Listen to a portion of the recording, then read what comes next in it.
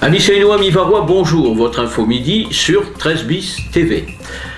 Nos titres: élection départementale, la gauche s'est mise d'accord.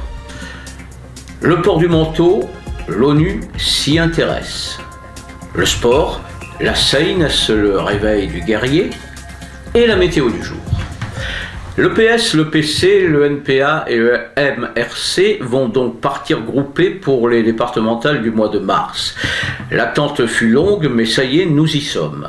Sur ce canton de la Seine 1, qui couvre 80% de la commune, ils sont 4 à partir pour l'union de la gauche locale. Marie Bouchez et Anthony Civitini, titulaires, et Joël Arnal et Toussaint Codaccioni, suppléants. Marie Bouchez, socialiste et 5e adjointe au maire en charge des sports, des politiques intercommunales et de la mobilisation territoriale. Anthony Civitini, lui, est second adjoint au maire, notamment pour l'industrie, l'artisanat, le commerce et la coordination de la politique de la ville.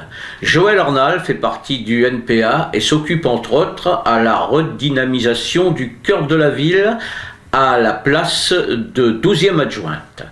Enfin, Toussaint Codaccioni, ex-adjoint au sport, MRC, bien connu des Seinois.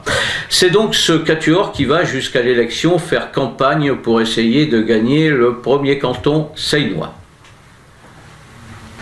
L'ONU s'intéresse au port du manteau. Ce magnifique site seinois, bien que vieillissant, je veux parler du port du manteau bien sûr, a attiré l'attention de l'Organisation des Nations Unies. Celle-ci, dans un récent rapport avec la France, pourrait participer à un projet qui vise à restructurer ce site que d'aucuns nous envient. Élue déléguée de la préservation et de la revalorisation du patrimoine, Florence Cyrulnik a su sortir de sa manche un atout pour la réussite du projet. Sur les conseils de la DRAC, qui lui demandait d'inclure dans ce fameux projet la protection du paysage maritime, l'élu a fait porter l'étude sur la réhabilitation de la corniche des Sablettes à l'Aiguillette, incluant donc le port du manteau. Dans le cadre de ces études, la municipalité se doit de présenter un schéma rigoureux des aménagements souhaités, annonce Florence Cyrulnik. Ce plan est un véritable point de départ du projet et sera finalisé par l'enquête publique inhérente à l'élaboration des AVAP. Il faudra calculer le budget des travaux futurs, estimation 1 million d'euros, et surtout trouver le financement. On pense à l'ONU, au Conseil général, à la ville et à d'autres partenaires. Donc c'est une affaire à suivre et intéressante pour la Seine. Dimanche, au stade Marquet, l'équipe de Fédéral 1 recevait Bourg-en-Bresse. La semaine d'avant, les locaux avaient vu le spectre de la descente s'éloigner définitivement, mais le goût était encore amer des défaites successives, et si le moral remontait, ce n'était pas toutefois des sourires béats dans les vestiaires. Ce bel après-midi de dimanche, donc, l'équipe a retrouvé non seulement le chemin de la victoire, mais aussi le réalisme du passé. Dès l'entame, le public comprit que ces rugbymen avaient pris le sérieux du match à leur compte.